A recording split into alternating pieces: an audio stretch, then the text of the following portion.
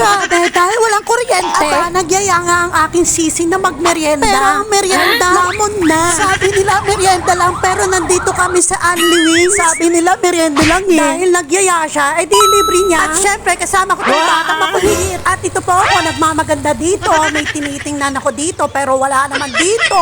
Ano ba yan? Kung kailan ako napunta, wala dito si Bebe Boy. Dito nga pala kami kumain, guys. At ito na nga, dahil luto na ang aming in-order, kakain na kami, lalamon na kami. Sila lang po ang nag-Unli Wings. Kami po, hindi po namin kayang Unli Wings. Grabe, ang tatakaw nila. Yan guys, tapos na kami kumain at baka mamaya pag uwi namin na may kuryente na. Super sarap talaga dito sa Portside, guys. Dito kayo kumain, mabubusog talaga kayo. Isama nyo na mga barkada nyo, tropa nyo, pamilya nyo, mga jowa nyo, pati mga kabit nyo. Oy, walang gano'n. Tiyak mag-i-enjoy ang pamilya nyo. At di na rin kayo magbaboring kasi may palaruan. Kaya ano pang iniintay nyo, pasyal na dito sa Portside.